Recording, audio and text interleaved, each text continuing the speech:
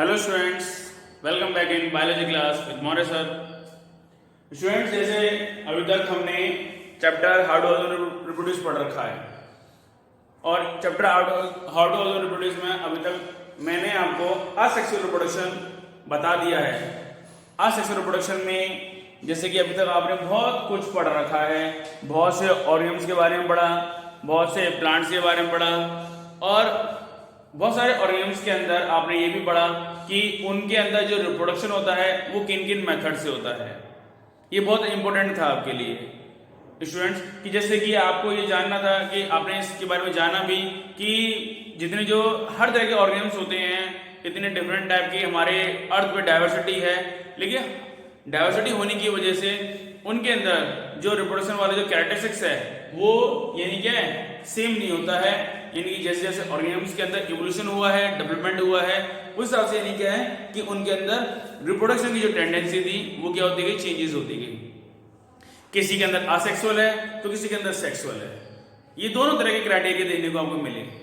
लेकिन अब यानी कि असेक्सुअल रिप्रोडक्शन यानी कि देखे आपने कि धीरे करके बढ़ता गया और उसके अंदर यानी क्या अलग अलग तरह के मिले। किसी के अंदर बाइनरी मिला तो किसी के अंदर मल्टीपल मिला, तो किसी के अंदर फ्रेगमेंटेशन मिला, तो किसी के अंदर रीजनरेशन मिला, तो किसी के अंदर देखा अपने स्पोर फॉर्मेशन देखने को मिला। ठीक है, और ये कैटेगरी जो है वो हर किसी के अंदर मिली है आपको यानी कि। लेकिन लोअर ऑर्गेनिम्स के अंदर देखकर ज्यादातर आपने देखा कि असेक्सुअल रिप्रोडक्शन मिला और उसमें आपने देखा भी कि प्लांट्स और एनिमल्स दोनों ही तरह के ऑर्गेनिम्स थे, उनके अंदर ये कैरेक्टरिस्टिक देखने को मिलता है कि रिप्रोडक्शन का कि जो या तो प्लांट्स में होगा या फिर एनिमल्स में होगा, लेकिन है कौन सा, वो असेक्सुअल रिप्रोडक्शन है। ठीक है, ये था। लेकिन ऐसा नहीं है कि असेक्सुअल रिप्रोडक्शन ही उनके अंदर होता है। उनके अंदर जो सेकंड टाइप्स का जो रिप्रोडक्शन अब हम देखेंगे आगे चल करके, वो है हमारा सेक्सुअल रिप्रोडक्शन है। तो ऑर्गेनिम्स के अंदर यानी कि यही नहीं कि सिर्फ असेक्सुअल ही होता है, सेक्सुअल नहीं होता, सेक्सुअल भी होता है। लेकिन क्या है कि ऑर्गेनिम्स की कैटेगरी डिवाइडेड हो जाती है, उनके जो डाइवर्सिटी अलग अलग है, उनकी कैटेगरीज जो हैं उसको डिवाइडेशन होने के बाद उनके अंदर देखने को मिलेगा कि रिप्रोडक्शन उनके अंदर भी कैसा हो रहा है, अब सेक्सुअल हो रहा है कि असेक्सुअल हो रहा है। तो अब यानी कि जो एडवांस ऑर्गेनिम्स यानी जैसे आप देखेंगे क्योंकि जो सेक्सुअल रिप्रोडक्शन जो है वो एक एडवांस रिप्रोडक्शन है और एडवांस रिप्रोडक्शन होने की वजह से यानी क्या है कि जितने भी जो ऑर्गेनिम्स थे यानी कि जो सेक्सुअल वाले जो एडवांस ऑर्गेनिम्स है उनके अंदर यानी कैसा मिल रहा है, सेक्सुअल रिप्रोडक्शन देखने को उनके अंदर मिल रहा है। तो यही वजह है कि सेक्सुअल रिप्रोडक्शन उनके अंदर मिला। लेकिन असेक्सुअल भी यानी कि काफी हद तक हमने देखा और असेक्सुअल रिप्रोडक्शन के अंदर हमने जैसे देखा कि ऑर्गेन्स के अंदर यानी क्या है कि टेंडेंसी होती है कि वो सेम टू सेम यानी कि क्या है कि क्लोन तक तैयार कर देते हैं, एक जैसे बिल्कुल हूबहू कह सकते हैं हम कि हूबहू जुड़वा एकदम से क्लोन जिन्हें हम कहते हैं वो तक देने मिले। ये आपने छोटी क्लासेस में भी पढ़ रखा है स्टूडेंट्स की, 8th क्लास में भी कि शीप यानी जिसे हमने डॉली शीप जिसका नाम था उसको 95 में यानी क्या इसी क्लोन के थ्रू यानी क्या है इसको रिप्रोडक्शन करवाया था, जिसमें हमने ये देखा था कि सिर्फ और सिर्फ अभी तो हम उससे पहले जो स्टडी करते आ रहे थे हम कि सिर्फ प्लांट्स के अंदर ही हम क्लोन तैयार करते थे कि प्लांट्स के अंदर ही क्लोन तैयार करते थे। ठीक है, लेकिन हमने इतने हायर ऑर्गेनिम्स के अंदर हमने पहली बार सन 95 में हमने इसका सेम टू सेम क्लोन तैयार किया जिसका नाम डॉली शीप कहा गया। ठीक है, लेकिन वो 10 महीने ही जी पाई और उसके बाद उसकी डेथ हो गई। तो यही वजह थी कि मतलब कि सक्सेसफुल का होना। अब ये होता क्या है कि भाई कि क्लोन एकदम से सेम टू सेम कैसे एकदम बनेगा, आखिर जो सेम बनने के जो कंडीशन होती है, कारण होता है वो क्या होता है, वो कारण यही होता है कि उनका जो डीएनए है वो डीएनए क्या है कि सेम टू सेम होना चाहिए। जो डीएनए जो कॉपिंग मॉडल है जैसे कि जो डीएनए है वो बिल्कुल कैसा होना चाहिए, एकदम हूबहू होना चाहिए। उसके ऊपर जो डीएनए कॉपिंग मटेरियल है जो उसके ऊपर नाइट्रोजनस बेस पेयर होते हैं, yes students, nitrogenous base pair होते हैं वो बिल्कुल हूबहू होने चाहिए, सेम टू सेम होने चाहिए। तभी यानी क्या होगा कि इसके ऊपर यानी जो एक कह सकते हैं इसका ब्लूप्रिंट हो वो बिल्कुल कैसा होना चाहिए, सेम टू सेम होगा, तभी सेम टू सेम ऑर्गेनिम्स मिल पाएगा, क्लोन मिल पाएगा। अब इसमें जैसे कि नाइट्रोजन बेस पेयर होते हैं, वो होते हैं आपके जैसे कि adenine, thymine, cytosine, guanine, guanine, cytosine, adenine, thymine, thymine, adenine. इस तरह से नहीं क्या है कि एक डीएनए के ऊपर ब्लूप्रिंट मॉडल होता है जो कि ये इंडिकेट कर देता है कि जिसकी एकदम सेम टू सेम यानी क्या है क्लोन बिल्कुल बनेगा।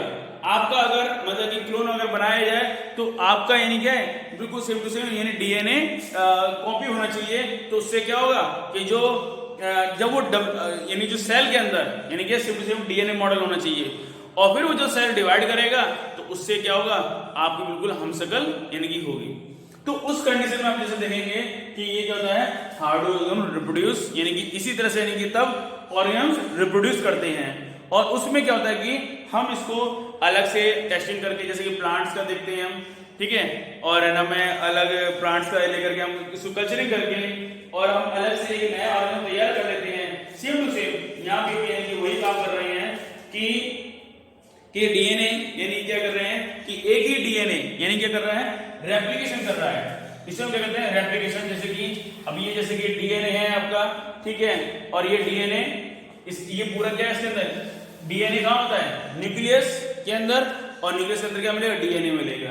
तो ये न्यूक्लियस है और ये डीएनए, डीएनए की फुल फॉर्म पता है आपको deoxy ribo nucleic acid, nucleic acid. Okay students, तो ये होता है तो डीऑक्सी राइबो न्यूक्लिक एसिड यानी कि ये फॉर्म हुआ एंड देन डीएनए बन गया। और डीएनए ये क्या है कि रेप्लिकेट करके रेप्लिकेट यानी कि रेप्लिकेशन यानी कि सेम टू सेम यानी कि इसकी कॉपी कर लेना, ठीक है ना, इसकी रेप्लिकेट करके और एक से यानी क्या बना लेगा दो बना लेगा। यानी क्या करेगा कि एकदम से यानी क्या है कि एक डीएनए के बदले यानी क्या करेगा वो रेप्लिकेट करके और इस तरह से यानी क्या है एक और यानी क्या बना लेगा डीएनए बना लेगा, ठीक है ना। तो एक ही इसी से डिवीजन करेगा और इससे डिवीजन करने के बाद नया एक और आपको क्या बना लेगा डीएनए तैयार कर देगा, सेम टू सेम दो कॉपी बना देगा इसकी। ये जो होगा इसी को हम क्या कहेंगे इसे हम रेप्लिकेशन कहेंगे, इससे हम बोलेंगे डीएनए का रेप्लिकेशन। और इस तरह के ऑर्गेनिज्म्स को जैसे देखेंगे कि इस तरह के ऑर्गेनिज्म्स यानी कि जो ये देखा तो अगले में क्या हो जाएगा यानी क्या है कि ये इस तरह से, ठीक है, ये इस तरह से, और फिर ये यहाँ धीरे धीरे सेटल हो जाएगा और ये अलग आपका बन जाएगा, ये अलग बन जाएगा। फिर दोबारा से यानी कि क्या ईच वन अलग अलग दोनों ही क्या बन जाएंगे एक आपके ये इस तरह से, ठीक है, ये अलग आपके दोनों ही क्या बन जाएंगे डीएनए फॉर्म हो जाएंगे। और इस तरह से नहीं जब डीएनए दोनों फॉर्म हो जाएंगे तो आपको क्या बन जाएगा एक न्यू आपका एक सेल डिवाइड करके, और नया जब सेल डिवाइड करेगा तो एक नया क्या बना लेगा डीएनए बना लेगा। तो रेप्लिकेशन कर लेना, और रेप्लिकेशन जब होता है तो सेम टू सेम कॉपी बन जाती है, हूबहू कॉपी बन जाती है। इसी को कहते हैं डीएनए का रेप्लिकेशन। और इस प्रोसेस में आप देखेंगे कि असेक्सुअल रिप्रोडक्शन हो रहा है, और असेक्सुअल रिप्रोडक्शन की वजह से ही यहाँ पर भी क्या हो रहा है सेम टू सेम यानी कि नया कॉपी बन रहा है, न्यू एकदम से क्लोन बनता जा रहा है। और ये क्लोन ही यानी क्या कहलाएगा आपका असेक्सुअल रिप्रोडक्शन का, ठीक है। तो स्टूडेंट्स तो ऐसे ही यानी कि इसके अंदर इसलिए देखेंगे आप कि दोनों ही ऑर्गेनिज्म्स के अंदर कोई भी वेरिएशन देखने को नहीं मिलेगा, बिल्कुल दोनों कैसे होंगे एकदम ब्लूप्रिंट होंगे, एक दूसरे की कॉपी होंगे। ओके, तो यहां पर ये चीज था बताने का मेरा कि इसमें कोई भी वेरिएशन नहीं मिलता देखने को इसके अंदर, क्योंकि क्या है same to same asexual reproduction के अंदर, इसलिए कोई भी आपको वेरिएशन देखने को नहीं मिलेगा। तो अब जैसे कि लेकिन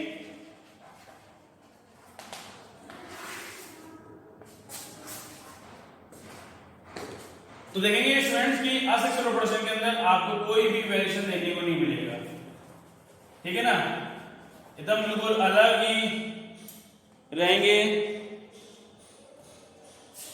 ठीक है, एकदम से एक ही सब अलग दिखेंगे और सारे एक जैसे होंगे, सब एक जैसे होंगे, पूरा एक एकदम same to same ditto copy होगा एकदम, ठीक है। तो ये होता है क्लोन, जैसे कि बन गया, या फिर इतने सारे आपने रिप्रोडक्शन देखे, वेजिटेटिव देखा, रीजनरेशन देखा, बडिंग देखा, फेर्मेंटेशन, ये सभी क्या है असेक्सुअल रिप्रोडक्शन का टाइप है, लेकिन सभी में क्या हो रहा है same to same, no variation, ठीक है ना, नो वेरिएशन होता है। जबकि अब देखेंगे सेक्सुअल रिप्रोडक्शन, जिसके अंदर आपको क्या मिलेगा, सेक्सुअल रिप्रोडक्शन, इसके अंदर आपको क्या मिलेगा, वेरिएशन मिलेगा। इसके अंदर क्या होगा, क्योंकि इसके अंदर वेरिएशन होने का काम, रीजन क्या है, to gametes involve,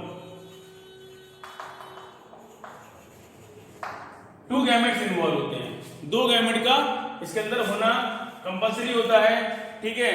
to parent cell होते हैं, ठीक है, और दोनों ही जब दो गैमेट सेल होते हैं तो उनको फ्यूज करते हैं, और फ्यूजन करने के बाद क्या बनाते हैं, जाइगोट बनाते हैं, ये होता है इसमें, ठीक है। और जो दो गैमेट सेल होते हैं उसे एक गैमेट सेल को हम क्या कहते हैं, मेल गैमेट, और ये होता है हमारा फीमेल गैमेट, ठीक है ना, मेल गैमेट और फीमेल गैमेट। मेल गैमेट आपका जो होता है वो इस तरह का होता है, इसके सिंबल होता है, जबकि फीमेल गैमेट जो होता है वो इस तरह सिंबल होता है, ये, ठीक है।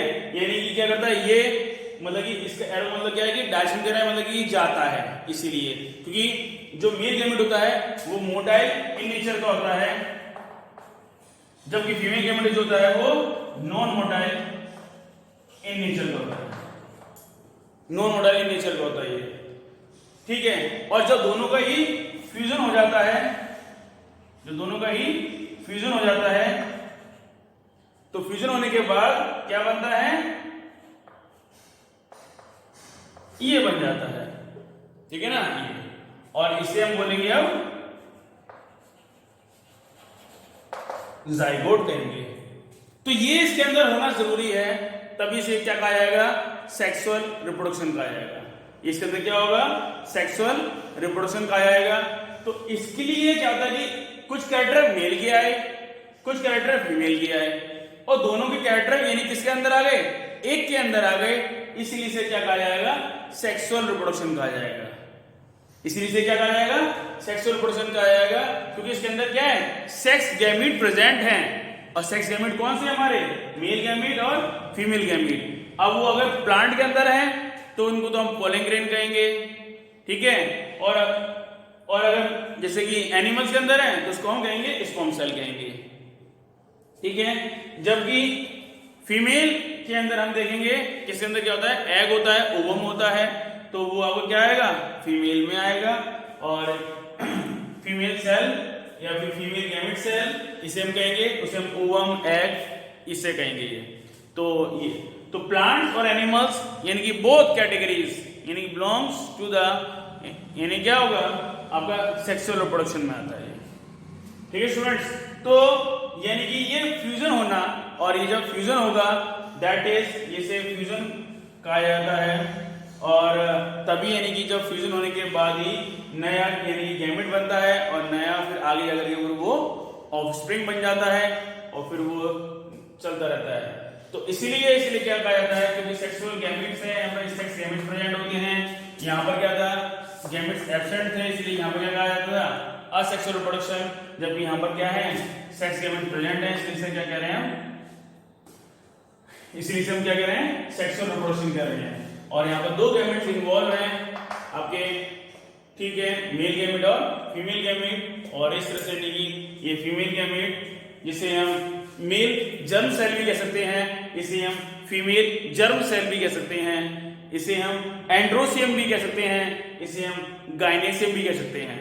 यस स्टूडेंट्स, मेल को हम यानी क्या है, मेल को हम एंड्रोसियम कहते हैं, जबकि फीमेल को हम गाइनेसियम भी कहते हैं, ठीक है ना, इसलिए। तो देखेंगे स्टूडेंट्स आगे चल करके इसके बारे में हम और भी स्टडी करेंगे और भी पढ़ेंगे, ठीक है। सो देखते रहिए मेरी अगली वीडियोस। गुड लक स्टूडेंट्स, इसमें आज तक के लिए इतना ही, गुड लक।